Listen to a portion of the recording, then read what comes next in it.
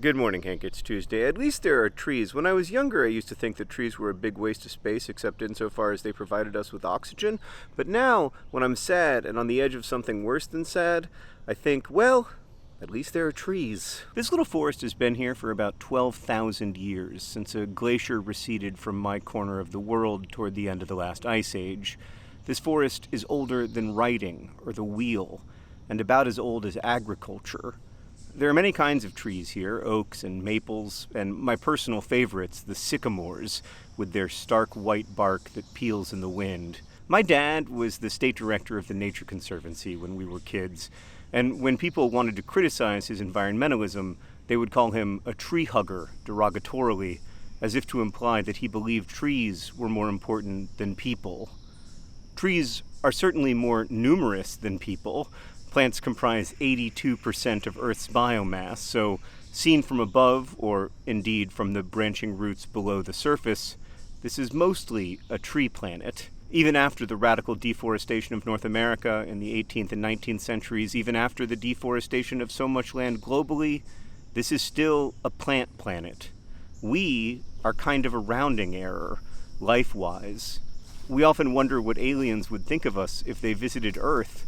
I wonder what they would think of trees and the way forests grow through a complex web of cooperation and competition. I mean, look how they make space in the canopy for a little bit of light to filter down to the forest floor below. So I've become a tree nerd in my middle age.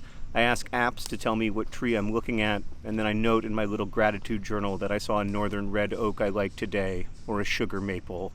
This winter, my neighbor tapped a bunch of the sugar maples in this forest and made some maple syrup.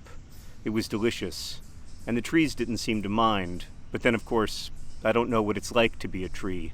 I can't even really imagine it, and almost do the trees a disservice in the attempt because it's inherently anthropomorphizing.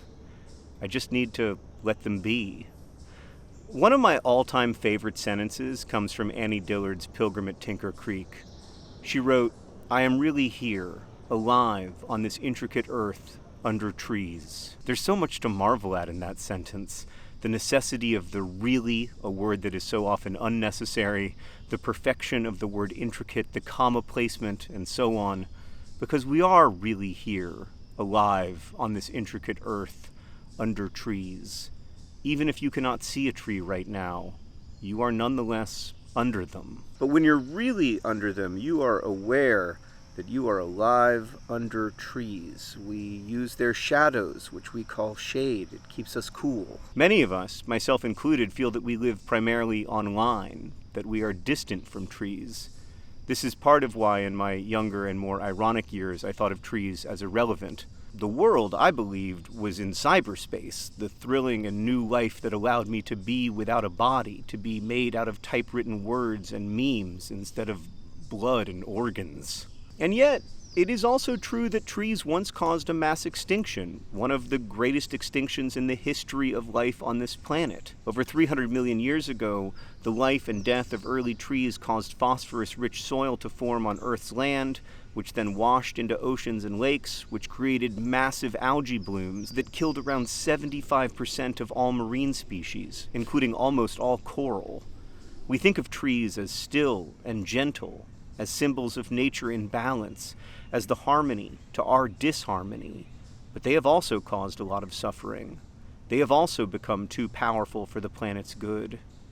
Even still, all these years later, they outnumber and tower over us. These are two ginkgo trees whose crowns are growing together.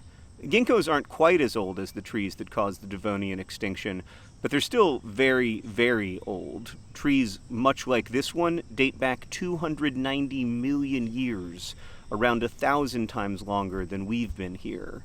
They've figured out how to live pretty well on this earth. They're often planted in cities because they don't mind pollution or concrete too much. To me, to sit beneath a ginkgo and look up is to be reminded that we're a blip in the story of life. But also, what a blip. We are, after all, the only species that ever tried to name the ginkgo. We are not observers of life on Earth, as much as it may sometimes feel that way. We are participants in that life. And so trees don't just remind me how astonishing they are, they also remind me how astonishing we are. Hank, I'll see you on Friday. P.S. This video was inspired by a Blue Sky thread, and after seeing that thread, the folks at DFTBA made this At Least There Are Trees t-shirt, which you can get now and only for the next 2 weeks at dftba.com. All my proceeds will go to the Nature Conservancy in honor of my dad.